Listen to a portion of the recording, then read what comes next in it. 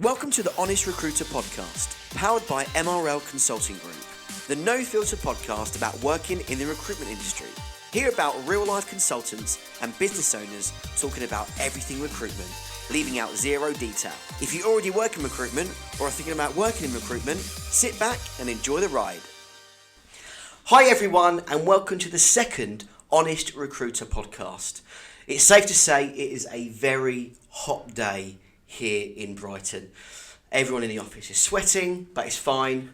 We are soldiers and we will soldier on.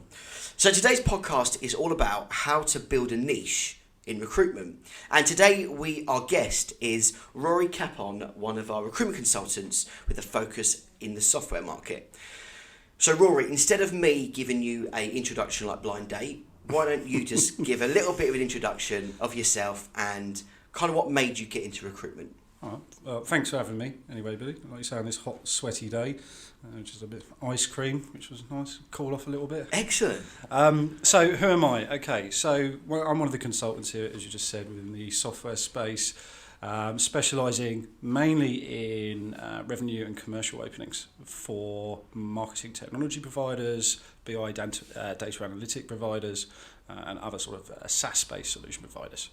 And we cover that on a global basis, and I've got an account management team here that support me with some of our big accounts. So if people listening heard what you just said and it sounds like they read Geek magazine, effectively it's tech. Yeah, it's cloud technology that we work with the solution providers. So the guys that actually make this software and go and sell it to an end user, whether that's a bank, an automotive company, whoever they might be, whether it's a CRM system, some form of product, as long as it's cloud-based, that's what we do. So how long have you been doing it for? Been doing it about 4 years now. Here at MRL, I worked a slightly different market in my previous place. And what was that? So I was that was more sort of PeopleSoft, ERP type systems, like a bit more techie type stuff, really. Oh, okay. So not so much sales, marketing, that kind of thing. Doing a lot of developers, functional consultants, things like that, which was all right. It was good fun. And when I came here, it was just what MRL did, and sort of picked the market and followed my nose, really, and followed my niche, so to speak. Well, that is a perfect lead on. So today's topic really is about how people build a niche. There's so many people you speak to who work very in the generalist market in recruitment, but like what we do is very niche. And I think it's really important we wanted to get across about how you can build a niche. People could be working in recruitment and they're working in a sector which they're frustrated with, but we want to kind of, not to blow our own trumpet, but people here are good at what they do about building their markets. Sure. And have been quite successful at it. And that's why I kind of want to get you on to kind of talk about how you've kind of done that. So if we go back a bit, this is so cheesy, but when did you realise you were good? Like, I am mustard at recruitment. Okay, interesting question. When was I good? I guess when I started making a few placements, opening some doors, I thought I'm not too bad at this. When I first started, I was not brilliant at all. It took me a while to get things going, but then when I started building a network, understanding how it works, MRL have been great in terms of training and support they've given me here, and helped tailor that. I suppose within the last sort of couple of years since that niche has sort of built and come together, it's been a game changer for my desk here. Do you think it comes down to like confidence? Yeah, definitely, 100%. Because you are quite an outgoing guy. Like, it's safe to say, like, if we're down the pub, you're like, not like, woo, let's, but like you're an outgoing kind of guy. But you aren't like in the office like flaying it about at all, like the complete opposite. No, well, I don't think anyone here at MRL's like that. No. To be honest, there's no real sort of cockswingers or anything like that in this place. We are like one big family, really supportive and helping each other. So no real sort of big egos here. So building a niche then, some people would say it's the whole spray and pray approach, but obviously with building a niche, you can't really do that. So what would you say is kind of the most important thing to do when you are trying to build a niche in recruitment, to try and go, right, I want to go after that market. What is fundamentally the first thing I've got to do to even start with that? Well, first of all, you need to make sure that there's obviously companies hiring within that space. There's a real need for candidates, a shortage of candidates, certainly where the market is at the moment within the tech industry. And then when you've found something that you think is, has a real need, then start mapping out your accounts, getting to know that space, start meeting with people, start getting to networking events, start speaking with candidates.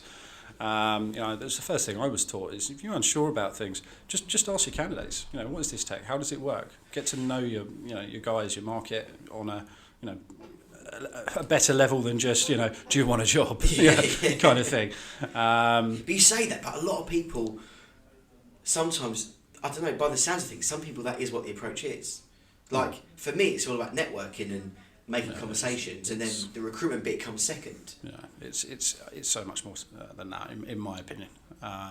You've got to make it about your candidates. You've got to make it about your clients and what their needs are, not just you and your desk and what you need to get your revenue that month. You might be able to get a few quick wins, as you say, by spraying and praying CVs around, but in the long run, it won't work. No, and I don't think we've never done that. We don't do that. No, not at all. And I think, so you mentioned about market mapping, and it's such a buzzword in recruitment, map your market, that's what you need to do. I'm sure there's some people listening and go, I don't even know how to do that. So what I mean by that is find accounts, that you want to work with, that you've got an interest in, they're hiring, and then actually map out all of the contacts, all of the people that you need to speak to within that business, okay? And not just one point of contact. That's what I mean by it. It's really important that you speak with all of the VPs. You speak with the VP's bosses. Speak to C-level. Start at C-level. All right. You'll find it easier if you start that high and then work your way down. So many people give up on a prospect client just from that one point of contact. I sent a CV, or I pitched that guy in over the phone. They weren't hiring. Well, okay, marketing aren't hiring. What about sales? Right. Yeah. What about product? What about other areas of that business? And I think that's how we've really, seen some good successes in getting into some of our accounts by, not just focusing on one sort of area of that business, but being the niche specialist for that area, and then getting into it. And then, after a period of time when you have some success, you can start following those guys around, because those guys will go, eventually to new places. That's how I've opened some other doors here. I've had a VP of EMEA recently just moved from one of my biggest accounts to a new one, and straight away he's got me in with a new customer. That is a niche. Yeah. When you can follow that around and they know you're experts in your space. Because I think some people would argue and say that the space you're in is niche, but it's massive. So a lot of people say that, if you're in a niche, if there's 500 companies in that niche, there's no point even looking at that because it's so vast. But I think because your niche is top level in that area, that becomes really niche. Yeah. And because, high value, high percentage, high margins and all that when you come into the big boys, I think it's, on the flip side of it, it's, like you said at the beginning, it's a confidence thing. If you are looking at speaking to these VPs, some people might be thinking, shit, I'm not going to pick up the phone and speak to a VP. He's going to go, piss off, mate. How do you feel like always picking up the phone and speaking to, do you get nervous when you're speaking to these VP people, or is it just kind of... I find the higher you go, the nicer and the easier it is to have those sort of calls. Yeah. When you're speaking with the managers or the first line, they're usually the ones that, put the phone down on you, don't give you the time of day. But if you can get higher enough to a C-level contact, whether that's a CRO, CMO, or SVP, and show real value and talk about their frustrations, their pain points, what are their recruitment frustrations, and work out with them how you can overcome them with a solution, whether you have that in a candidate there and then or not, just prove some value and some worth. Do you think it's important to kind of know the knowledge of that area? So not just the talent side, but like, I saw a post on LinkedIn and it was a developer and he put a picture on the screen and it was this is the tech I'm using, and at the bottom it said, I tell recruiters to point out the Pokemons. So some recruiters don't know the tech and they'll just call up and developers like, you don't know nothing about this sector. So how do you think it's really important to know the inside outs of it? I don't think so much you need to know the ins and outs of the tech. You certainly need to have an understanding about their business model, showing that you've done your research, right? You know, are they public? Are they privately held? What is their solution? What does it actually do? But do you need to know the fundamentals of how it works in and out? I don't think so. They expect us to be the experts of where people are moving within that space. Yeah, so I guess it's like company news or acquisitions or things like that. Exactly. So things like that. So we should be experts of where people are moving in that market, because you know that's what we're providing, in my opinion. Yeah. And I find that my clients want to know what their competitors are doing. Who are they hiring? Where are they hiring from? Who's moving who? And like you say, the acquisition side of things. I think that's... Well, like you said, clients don't know what other clients... We're kind of like the insiders. We know both sides. We know what they're doing and what they're doing. But then also from a candidate side, also from a client side, we can tell the client what the candidates want to help kind of with, is it company culture, is it benefits, that kind of stuff. So why do you think people fail at trying to build a niche? They go, right, we'll do this, and then they give it a month, 2 months, and they're like, this is shit, I can't do it, I'm done. I think it's very easy as a recruiter, all of a sudden something else that's, you know, a bit shiny that comes along in a different area. You know, I've done it myself, you know, or like I said, you've tried that account with 1 or 2 contact points and you don't get anywhere. Oh, they're not hiring this, I'll move on to something else, and not really giving it a real shot. And I think that's probably one of the big problems. Instead of, like I said, looking at other areas of that business, other contact points, you know, that you can get an in with. So I think that's one of the reasons why they're failing, and just jumping around and running around like headless chickens, which, you know, I hold my hands up. I've done that in the past, and it's where I struggled. But where I sort of changed that and really got to know my accounts inside out, that's when I've started seeing a difference. So is there examples where you kind of doing like the whole BD and building a niche out, you kind of, those along the way, you're like, shit, I've messed up, done this, or... Yeah, I mean, there's been 1 or 2 accounts that, you know, I maybe could have got more success from, you know, maybe got frustrated with because I didn't have a good enough relationship there at the time, didn't build enough relationships with other people, maybe relied on one point of contact, that person left, and then that was it, the account was gone. I think people really struggle with that, the whole, especially then, I think it's so important, if you are building that niche, that relationship, and like you mentioned about going to events or networking, if you are in that niche, you want to be known as that go-to person who can recruit, because you're talking to people in that industry, you're finding out about all these different companies. Yeah, you're going to be like on the train to London all the time doing these, but again, you need to kind of prove to your manager, to your boss, that actually you're doing this for a reason, because you want industry knowledge, and people then start seeing you, because like you said, over the phone it's great, but then the more times you meet with these people face to face, they then put a face to the name. The money's in the follow up as well, so don't expect to get all the business from that one call. Yeah. You know, there's some of the accountants I've been working on for a year, 18 months, pitching into loads of different people. You know, sometimes 10, 15 calls to the same contact points. Just to keep going, and then get a chance, get a shot, prove our worth, and take it from there. And another thing on the fail thing, I think, is too many recruiters don't say no enough as well. What I mean by that is, you know, they get a job on, it's probably, you know, highly unlikely they can fill it or something like that, and they're just telling their contact what they want to hear. Oh yeah, we can find people like that, you know, we've done that for X, Y and Z. Be honest, consult.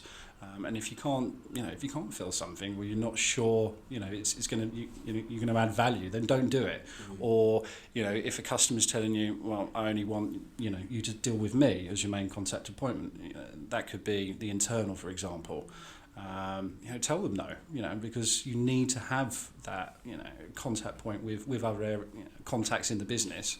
I think people feel that they don't want to say no because it's just money they can put on the book. If you've blanked for 2 months, you want to fire that. You want to just spray and pray approach and go. I'm going to get these. I'm going to get this job on, regardless what. Even if it's in the same sector, but it's a bit of a low salary, it's still money on the board. Yeah, totally. I mean, for an example, one of our big accounts here, year 1 we did over 100 grand with them. Year 2 we did about 16. It was an absolute nightmare. There was loads of red tape as they got bigger, things like that. And we just said, look, we can't work with you anymore.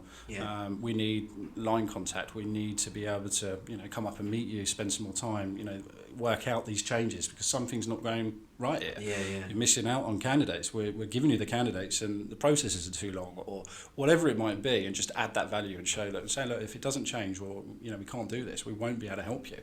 But fortunately, that customer's come back. They've listened to what we said. And now we started making decent revenues out of them again, and they're getting the staff that they want, which is the most important thing. I think that's really important, the whole consultancy side. It's not just you're given a CV, you're emailing a CV. One of the other guys said the other day, I overheard him on the phone, and the client was saying, this is a lot of money to just receive a CV off you, and it's like, you don't get it. You just don't get what we do. And I think it's the whole consultancy side. We aren't just going on a job board, getting a CV, and then firing it over to somebody. Exactly. So, visibility now on social is so important. Like, it's such a, I don't want to go full on marketing on you, but like the whole brand awareness and building your own brand identity, something you've done on LinkedIn. We're trying.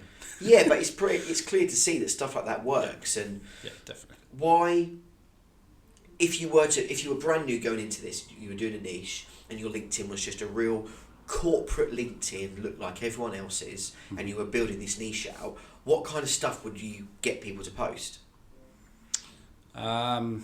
Certainly not just about my jobs or anything like that. I again want to make it about my customers. I think too many people post about jobs. That's all they do. Yeah. Bored. Yeah. Unfollow. There's too much of it.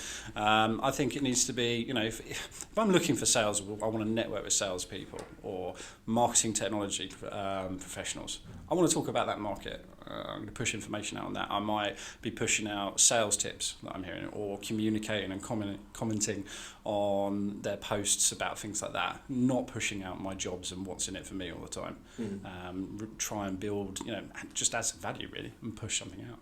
So what's the first thing you think someone should do when they're building out a niche? After they've mapped the market, so they're like, right, we've got the market, these are the dream clients, and then there's their competitors. So we've kind of got a list now of like 100 businesses. Then what? Is it literally... Start calling, start networking, start speaking to candidates, seeing who's going where, going to networking events, massive one, I think. In terms of the social media side of things, certainly try and make your profile stand out compared to a lot of others. I see so many people, their photos are like every other recruiter's, their titles, consultant or anything like that, and it's the same boring profile. Yeah. Really tailor it to the industry and what you're trying to do, whether that's semiconductors, software, whatever it is, but just tailor it into who you're trying to network and connect with. How do you be better than your competitors in this? Because obviously there's so many people like doing what you do in your space. How do you think, right, how's Rory going to stand out? Like, sat at home, your wife's watching Love Island, and you're like, I don't want to watch this crap. And you just switch work mode on. Or do you trying to think about how to be better? Or is it stuff you see online, you go, we can do that, I can do that bit better? Or do you actively look at competitors? Or... Yeah, I'm always looking to see what my competitors are doing. I've seen things that they've put out and think that's really clever. We should be trying to do that. Yeah. Just not doing the usual things that you see all the time. Like we said, we were posting about jobs, or just ringing up clients and just asking for work, or sending out emails. It's doing my head in, like just the same old, death by LinkedIn. just the same old shit that's just going out. Change your pitch, make it different. I've done that recently, and it's really worked for me. Picking up the phone. Your pitch is great. Doing some video stuff. We've recently did an email marketing stuff together, didn't we? And I was going to touch on that. I think having support from the business, is it from operations? Is it marketing? Is it HR? I don't think there's enough of businesses or people within businesses asking for marketing. Well, it's easy for me because I do marketing, but they just think you sit there and colour in and do presentations. Like, it's so much more. And I think, especially with you, doing like the email marketing thing has been massive. Like, it's giving you leads without you really doing the work. Like, you're coming in and there's leads there for you to call because they've emailed you off the back of a marketing campaign you didn't even know happened. Yeah, and it's already warmed that call up straight away. Yeah. And the amount of people that have come back and said, what a different approach, I've not been approached like this, or, it's nice to not just get another email with, a world-leading, role that will change your career, the same old pitch on that, it's just a little bit different. and actually getting to know what frustrations they may or might have. You know, it might not be the right time for them at the moment, but you know, asking them what would they change about their role at the moment, getting to know them in a lot more detail, and using things like that via video has really helped us, I think. Are there any? What would you say is the best tool that you've used to help with building a niche? Phone, 100%. The phone still works better than anything else. I know that sounds boring, but I do think putting stuff online now is as important. Yeah. And I've started to see the value of bringing the two together. I don't think the online stuff will ever replace the phone stuff. You aren't building a relationship on the phone. Yeah, exactly. You know, you could argue if you are working at a lower level, where you're looking at Generation Z, Y, kind of low-end millennials, sure, and you're constantly used to the WhatsApp or the LinkedIn Messenger, then yeah, you can build a relationship. You're never going to get a 30 grand fee off the back of a LinkedIn message with someone. You need to build that rapport with people, and I think that's so important, especially in recruitment, more than any industry. Yeah, totally. Or if it's just always constantly over emails and messages, I just don't think you have any control over that process. Yeah. I'm not going to sit here and say that you'll never make fees like that. I'm sure people have and still are now, but you need to, like you say, get that relationship, get a real understanding about what's making them tick. You know, what red flags might they have about this opportunity? You know, if I get them to offer, do I honestly think they're going to take it? Yeah. Not just get them in, throw the CV over, and just let it roll.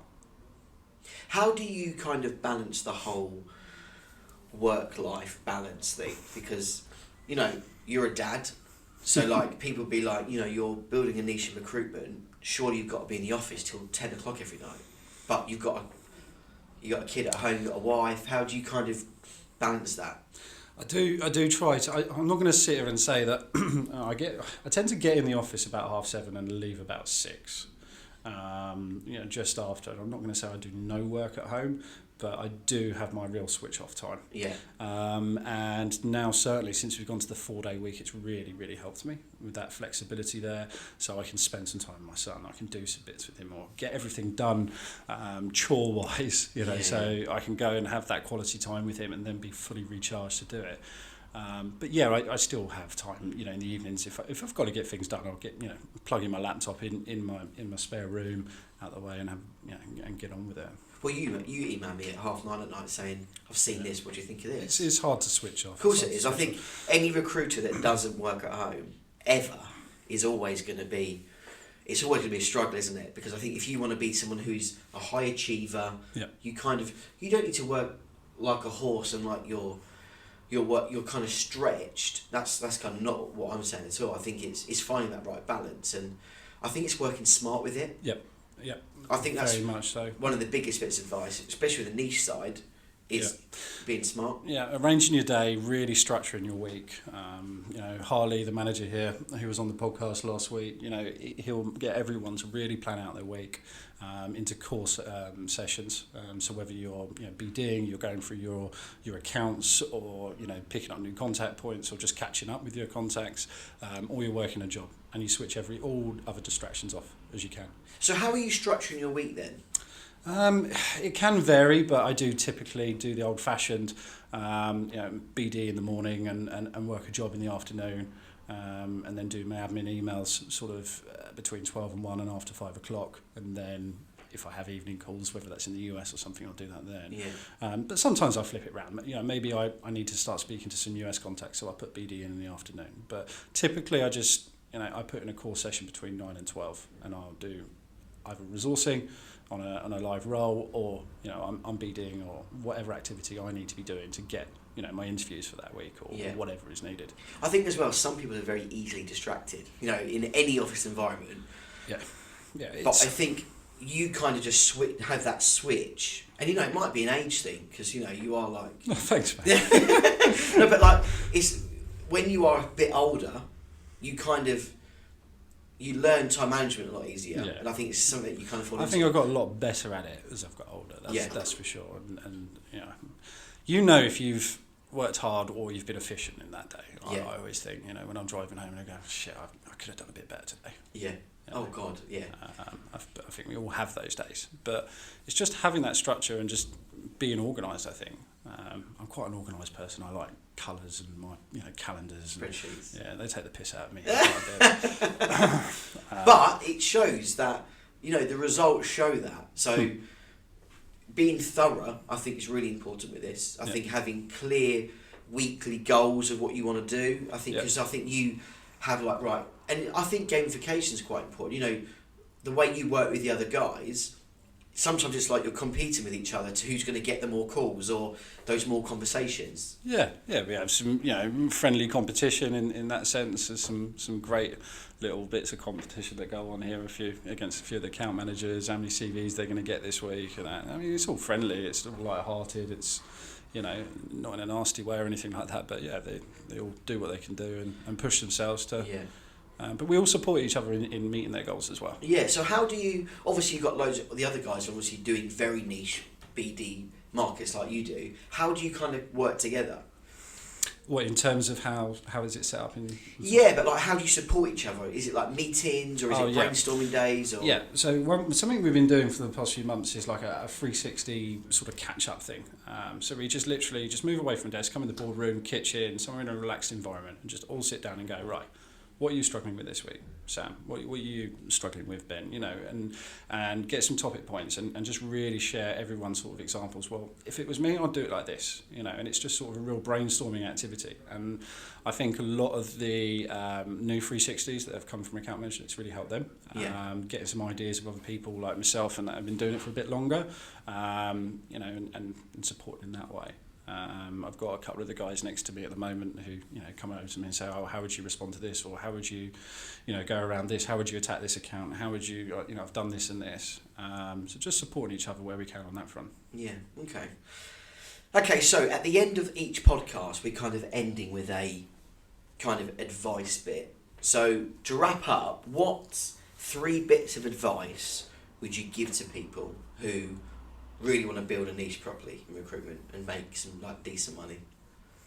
Let me think about this. So I would say get to know everyone that your customers want to hire.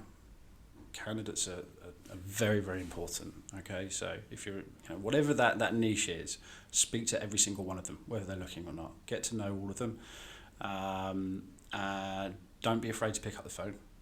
Rejection isn't that bad once you start. You get used to it a little bit, and don't be afraid to say no, whether that's to a candidate, a customer, or whatever it is. Just pick your niche, stick with it, and give it a good go, and don't give up on it. That's such a great point to say. I'm sure there's some people listening saying, "Say no," but if I'm building out a brand new niche, how I can say no? It's just money on the table. I did it to one of my customers. I pitched in a guy to a new account. They hired him. It was all great. It went really well. And they said, we want you to work all this other stuff. I was like, well, I can't work it like that. I need to have a meeting before I can start putting some time in this contingently. And they were shocked. They were like, really? A recruiter turning some jobs down? I'm like, yeah, but you've got to value your time, especially if it's contingent. So value your time, say no, and you'll be surprised that customers will let you consult them and listen. And if they don't, then don't waste your time on them. That would be my advice. Valid, honest feedback. Well, Rory, thank you very much for coming on today's podcast. I hope you've had a lovely time. You enjoyed it? Yeah, apart from I'm sweating. It is hot. This boardroom is, I've got a sweaty back, and probably other places too. Well, Rory, thank you very much. Cheers, buddy. Thank you very much for listening, guys. We, as you know, every Friday will be a brand new podcast, so make sure you listen, subscribe, comment, share, all that social stuff. You can find us on Spotify, on our LinkedIn page, on Facebook, Instagram, even on YouTube. Thanks for listening, and we'll see you very soon. Thank you. Cheers. Thank you for listening to the Honest Recruiter podcast. Don't forget to like, share, comment, and even subscribe. Keep your ears peeled for the next episode.